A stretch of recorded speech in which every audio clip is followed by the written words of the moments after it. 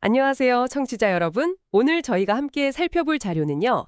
닐 도널드 월시의 새로운 계시록, 그중에서도 14장과 15장 발췌 내용입니다. 네. 이 자료들을 바탕으로 우리가 세상을 보고 또 소통하고 어쩌면 변화를 만들어가는 방식에 대해서 좀 깊이 있는 이야기를 나눠보려고 합니다. 맞아요. 이번 탐구에서 던져볼 핵심 질문은 이거 같아요.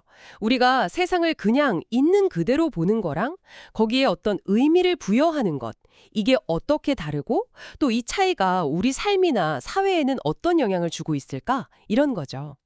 특히 이 텍스트는 인류 생존을 위해서 신과 삶에 대한 이해가 진화해야 한다, 뭐 이런 주장까지 하거든요. 네, 상당히 과감한 주장이죠. 과연 어떤 내용일지, 자, 바로 한번 뛰어들어 볼까요? 좋습니다. 우선 이 텍스트가 관찰이랑 판단이라는 개념을 아주 명확하게 나누면서 시작해요. 네. 관찰은 그냥 무엇이 어떠하다, what so, 이걸 인지하는 거고, 판단은 거기에 그래서 뭐 하고 가치나 의미를 덧붙이는 거라고 설명을 하죠. 그렇죠. 여기서 정말 중요한 포인트는 그 어떤 의미도 사물 자체에 원래 있는 게 아니라는 거예요. 아, 전부 우리 인간이 부여하는 거라는 거죠. 그렇군요. 우리가 의미를 만드는 거네요. 네. 그리고 바로 이 관찰하고 판단하고 또 선택하는 이 과정 자체가 텍스트가 말하는 인간 진화의 핵심이라는 겁니다. 진화요? 네. 어떤 상황을 보고 우리가 판단을 내리고 그에 따라 선택을 하잖아요. 그쵸. 매 순간. 그 선택의 결과를 또 보고 다시 판단하고 선택하고 이 순환, 이걸 통해서 더 위대하고도 보다 더 위대한 자신이 되어 간다는 거예요. 아, 영혼이 육신이라는 도구를 통해서 스스로를 알아가고 발전시키는 과정이다. 이렇게 보는 거군요. 맞습니다. 어떻게 보면 우리가 매 순간 내리는 그 판단과 선택이 바로 우리 자신을 만들어 나가는 과정인 셈이죠. 근데 이 진화 개념을 사회 전체로 좀 넓혀보면요. 텍스트가 특히 종교 분야를 꽤 날카롭게 지적해요. 아, 네. 그 부분. 과학이나 기술 같은 다른 분야 발전 속도를 못 따라가고 있다. 뭐 이런 이야기인데요. 그 이유로 드는 게 우리가 너무 오래된 믿음에 강한 감정적인 애착을 가지고 있다는 거죠. 그래서 기존 생각과 다른 어떤 새로운 통찰이 나오면 그걸 그냥 신성모독이다, 이단이다 이렇게 딱지 붙여버린다는 분석이에요. 아, 익숙한 것에 대한 애착이 발목을 잡는다는 거군요. 그렇죠. 그런 저항의 뿌리에는 지금의 조직화된 종교들이 가진 이해가 이미 완전하고 더 이상의 새로운 계시는 불가능하다 이런 믿음이 있다는 겁니다.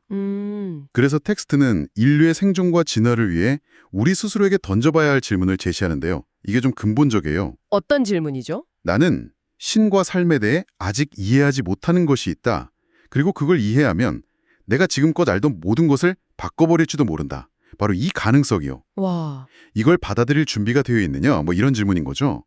기존의 세계관을 넘어서려는 용기에 대한. 굉장히 도발적인 질문이네요. 이 새로운 이해가 바로 평화를 향한 중요한 발걸음이고 또 여러 집단이 함께 움직일 수 있는 어떤 통일된 행동 양식을 만드는 데 꼭 필요하다고 강조하는데요. 네, 그렇죠. 근데 현실에선 이게 참 어렵잖아요. 각지 다른 집단들이 우리 방식만이 신에게서 온 진짜 길이다 이렇게 믿고 있으니까요. 바로 그 지점입니다.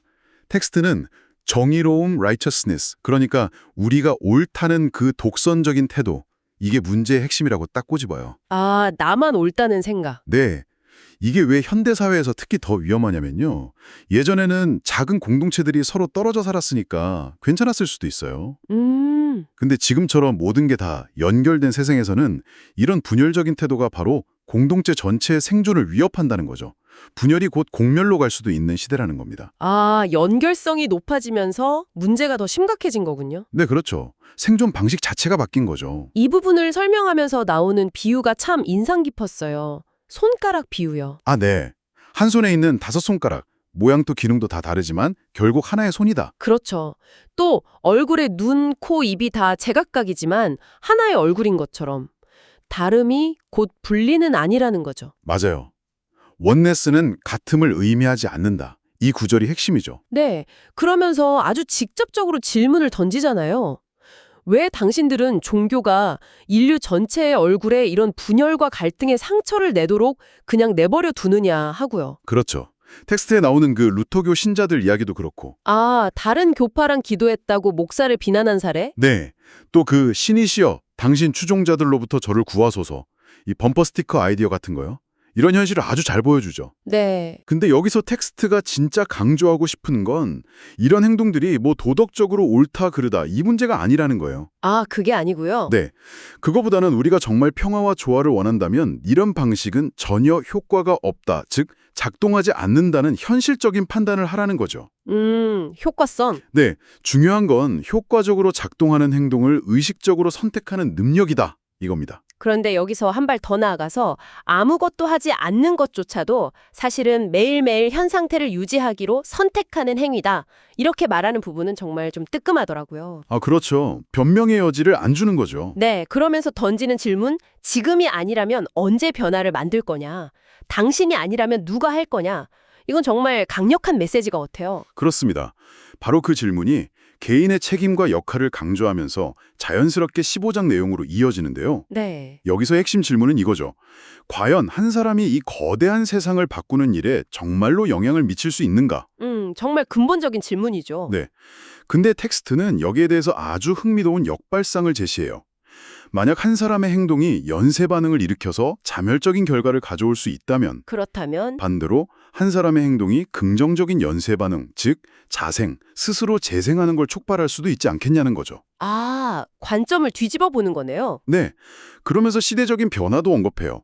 예전처럼 위대한 구원자 한 명이 딱 나타나서 모든 걸 해결해주는 시대는 이제 지났다는 거죠.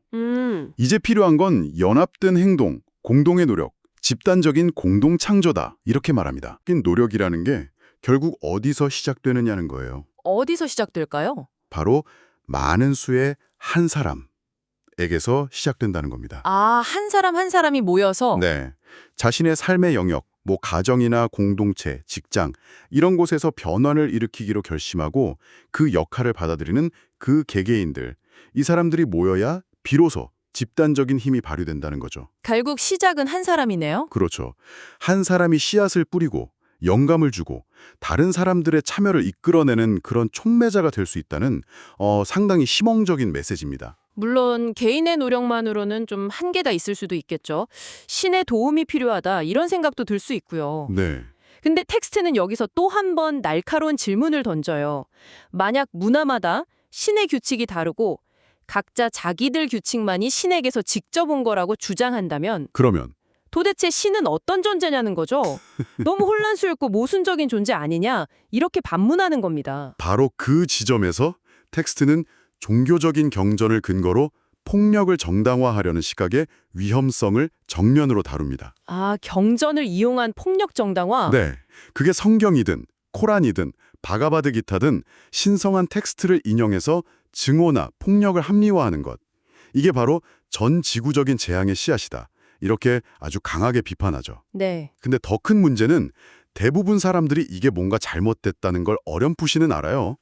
근데 그런 해로운 믿음에 깊이 빠진 사람들에게 어떻게 다가가야 할지, 그 마음을 어떻게 열어야 할지 그 방법을 잘 모른다는 거죠. 이게 현실이라는 진단입니다. 그렇다면 그 방법은 뭘까요? 텍스트가 해답을 제시하나요? 네, 놀랍도록 구체적이고 또 실용적인 접근법을 제시합니다.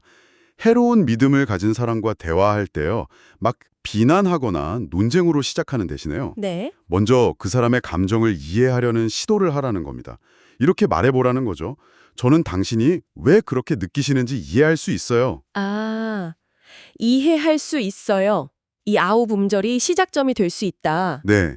그리고 여기서 한 걸음 더 나아가서 정말 강력하면서도 통찰력 있는 질문을 던지라고 제안하는데요. 어떤 질문이죠? 무엇이 당신을 그토록 아프게 만들었기에 그 아픔을 치유하기 위해 저를 아프게 해야만 한다고 느끼시나요? 와, 이건 정말 깊은 질문인데요. 네, 이 질문은 개인적인 갈등 상황뿐만 아니라 뭐 국가 간의 갈등이나 사회 문제에도 적용해 볼 수 있는 그런 울림이죠. 그렇겠네요. 물론 질문을 던지는 것만큼 중요한 건 그 대답을 진짜 진심으로 들으려는 태도겠죠. 아, 경청. 네, 상대방 주장에 동의하지 않더라도 그들의 고통이나 그들이 세상을 보는 방식을 무시하거나 비웃지 않고 존중하면서 귀 기울이는 것, 이게 핵심입니다. 사람들이 왜 공격적인 태도를 취하는지에 대한 설명도 참 흥미로웠어요. 네, 그 부분도 있죠. 근본적으로는 자신의 고통이나 위험에 대해서 다른 사람들의 주의를 끌고 도움을 요청하는 방식이다. 뭐 이런 거죠. 맞아요. 놀랍게도 공격하는 사람 자신은 스스로를 공격자가 아니라 방어자로 인식하는 경우가 많다는 거예요. 아, 스스로는 방어하고 있다고 생각하는군요. 네. 이 관점을 이해하면 상대방 이야기에 그저 귀 기울이는 것만으로도 갈등의 온도를 좀 낮출 수 있는 실마리가 보인다는 희망을 주는 거죠. 그렇군요. 물론 이런 생각이 들 수 있어요. 아주 극단적인 상황. 예를 들어 폭력적인 위험이 바로 눈앞에 있는데 당신을 이해해요라고 말하는 게 현실적으로 가능하냐. 네, 저도 그 생각했어요. 텍스도 그 어려움을 인정합니다. 하지만 동시에 아주 중요한 전제를 다시 한번 상기시켜줘요. 그게 뭔가요? 바로 모든 사람의 관점은 그 사람의 경험이나 믿음에 의해서 어느 정도는 왜곡되어 있다는 것. 그리고 중요한 건 그 누구도 자신의 세계관 안에서는 스스로 부적절하다고 생각하는 행동을 하지는 않는다는 점이에요. 아, 자기 딴에는 그게 최선이거나 유일한 방법이라고 믿는다. 그렇죠. 그 사람 입장에서는 그렇다는 거죠. 그렇기 때문에 아까 말씀드린 저는 당신이 왜 그렇게 느끼는지 이해할 수 있어요. 이 말이 그냥 단순한 공감을 넘어서 강력한 치유의 도구가 될 수 있다는 겁니다. 어떻게 그게 가능하죠? 이 말은 상대방의 행동 자체를 인정하거나 동의한다는 뜻이 아니에요. 그게 아니라 당신이 세상을 보는 방식, 당신의 경험, 당신의 감정 속에서는 그렇게 느낄 수도 있겠군요. 하고 상대방의 현실을 인정해 주는 거예요. 아, 상대방의 현실을 인정해준다. 네. 이게 왜 강력하냐면 사람들이 가장 깊이 두려워하는 것, 즉 아무도 나를 이해해주지 못할 거야 하는 그 절망감. 텍스트는 이걸 절망의 근원이라고 부르거든요. 네. 바로 그 절망감을 건드려주고 해소시켜주기 때문이라는 거죠. 벼랑 끝에 선 것처럼 느끼는 사람에게 나는 당신의 현실을 보려고 노력합니다. 이 메시지를 전달함으로써 방어벽을 낮추고 진짜 대화의 문을 열 수 있는 가능성을 만든다는 거예요. 와, 정말 깊이 생각해 볼 만한 관점이네요. 결국 모든 공격의 이면에는 방어 기제가 있고 그 밑에는 어떤 형태든 고통이나 두려움이 있다는 거군요. 그렇죠. 그리고 그 고통과 두려움을 먼저 이해하려는 시도가 바로 치유의 첫걸음이다. 이 메시지가 오늘 탐구의 정말 중요한 핵심 중 하나인 것 같습니다. 네, 맞습니다. 모든 것은 결국 이해에서 시작되는 거죠. 오늘 저희는 새로운 계시록 14장과 15장을 통해서 세상을 있는 그대로 보는 관찰과 거기에 의미를 부여하는 판단의 차이, 또 고정관념을 넘어서는 새로운 이해와 진화의 필요성, 특히 종교 영역에서의 어떤 도전 과제들, 이런 이야기들을 나눴고요. 네, 그리고 정의로움이라는 이름 아래 행해지는 분열과 갈등의 본질, 또 마지막으로 이해할 수 있어요. 무엇이 당신을 아프게 하나요와 같은 공감적인 소통이 가진 그 놀라운 치유력에 대해서도 함께 이야기 나눴습니다. 네. 마지막으로 오늘 나눈 이야기들을 바탕으로 청취자 여러분 각자에게 한번 던져볼 만한 질문을 하나 제안하면서 마무리하고 싶은데요. 네, 어떤 질문일까요? 이건 텍스트에 직접 나오는 질문은 아니지만 그 전체적인 맥락 속에서 자연스럽게 떠오르는 그런 성찰 질문입니다. 어쩌면 우리 자신과 사회의 진정한 변화와 평화를 가로막는 가장 큰 걸림돌은 서로 다른 생각이나 믿음 그 자체가 아니라요. 그게 아니라면요? 이 텍스트가 계속해서 시사하듯이 우리 자신의 가장 깊숙한 곳에 자리 잡은 그 신념들, 신에 대한 삶에 대한 그리고 자기 자신에 대한 이 신념들을 기꺼이 꺼내서 살펴보고 또 의문을 제기하기를 두려워하는 바로 그 마음이 아닐까요? 아, 내 안의 믿음을 검토하기를 두려워하는 마음. 네. 혹시 여러분 자신도 모르게 이것만은 절대 건드릴 수 없어 라고 여기는 아주 단단한 가정이 있다면 그게 무엇일지 한번 조용히 들여다보는 시간을 가져보시는 건 어떨까 제안해 봅니다. 네, 오늘 저희가 준비한 자료에 대한 깊이 있는 탐구 함께 해주셔서 정말 감사합니다.